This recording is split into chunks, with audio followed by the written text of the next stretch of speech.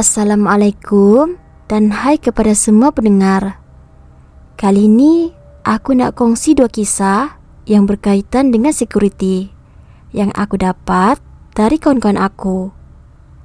Mungkin korang dah pernah dengar kisah-kisah security yang lain, tapi ini adalah kisah seram yang aku dapat dari kawan aku.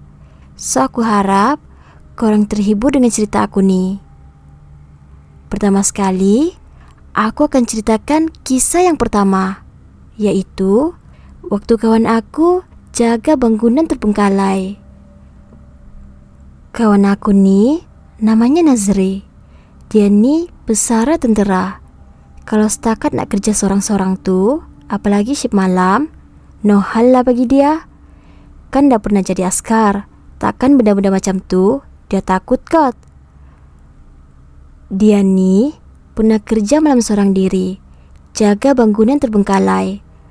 Kalau korang tengok mana-mana kondo, mesti tingkat 2 hingga 3 macam tu, bahagian bawah tu adalah tempat parking kereta.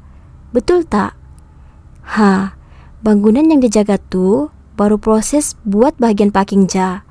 Tu pun dah bertahun delay. Dah lah rapat dengan kaki bukit.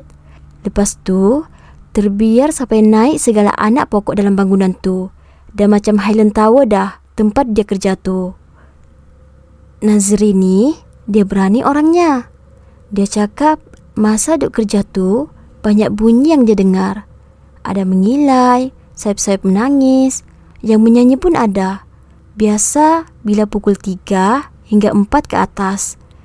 Kadang bunyi tu macam jauh. Lepas tu tiba-tiba je bunyi tu macam dekat sebelah dia. Kalau bunyi menangis, memang biasa dia dengar. Sampai nangis siap tersedu-sedu. Tapi kalau bunyi mengilai atau ketawa tu, memang biasa dia dengar. Ada suara macam budak ketawa lah. Sedangkan bangunan tu, bangunan terbengkalai. Dia cakap jarang boleh nampak benda tu. Tapi kat situ selalunya ada pontianak, tak pun pocong. Kadang hantu tu berdiri diam je di sebalik tiang. Tak pun macam terbang slow-slow. Duduk meratap sayu dan nangis kat tangga. Kadang terpacak depan dia dalam jarak beberapa meter. Selalunya bila dah ternampak je, benda tu akan terbang macam kain buruk. Korang pernah tengok tak kain terbang ditiup angin? Begitulah dia. Lepas tu, dia ni suka tidur kat situ. Waktu tu, dia tengah duduk bertemankan selimut dan pasang ayat orang mengaji. Tapi dia cakap, kadang-kadang bila dia pasang ayat mengaji tu, tak lama lepas tu, handphone dia kena off sendiri. Pasang lagi, kena off lagi. Selimut pula kena tarik-tarik macam tu. Muka dan telinga dia kena tiup kena bisik. Kadang tu dia dengar suara halus dekat tempat dia duduk tu. Begitulah rutin dia hari-hari seterusnya. Sampailah satu hari ni dia berhenti kerja sebab bosan sangat kerja sorang-sorang.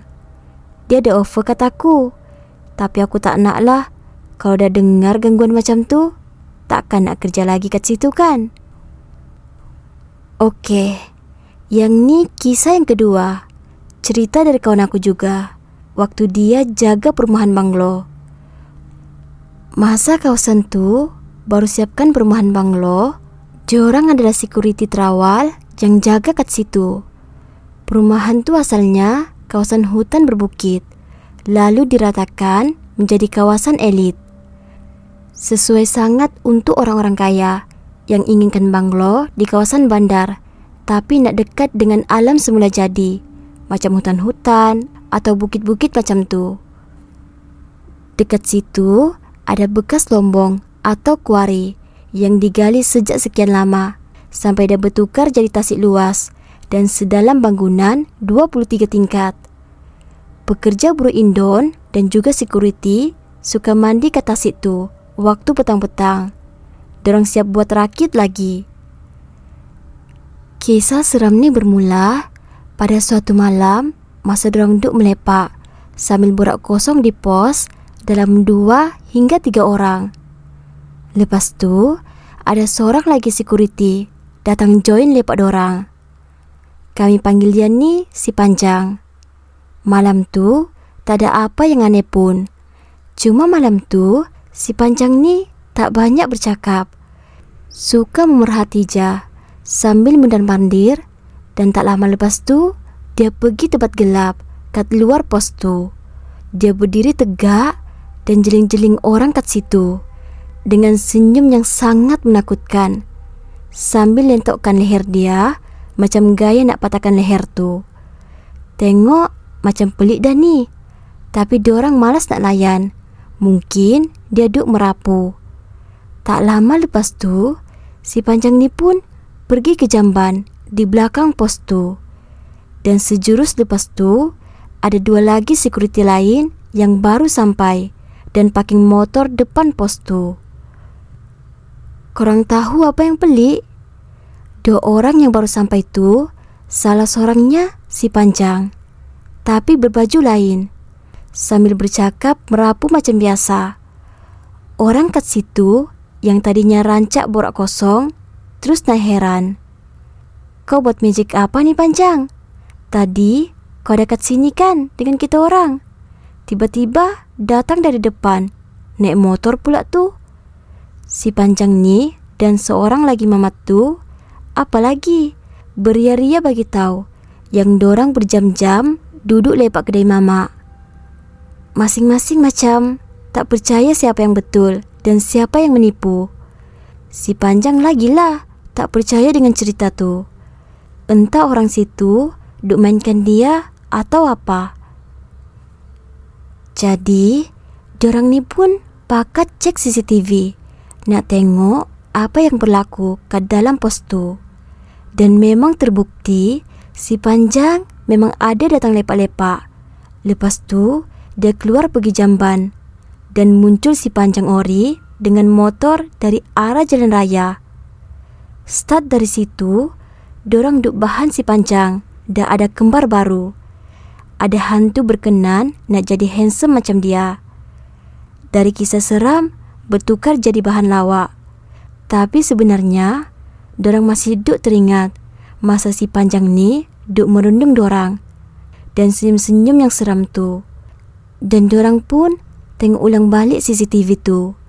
Kejadian malam tu memang si Panjang ni perangai dia aneh waktu tu. Tak tahulah tujuan benda tu datang nak apa. Mungkin dia datang nak mengusik. Sekian saja kisah daripada aku. Maaf kalau cerita ni kurang menarik untuk korang. Tapi ini adalah pengalaman dari kawan-kawan aku. Okeylah, sampai sini je cerita aku. Bye semua.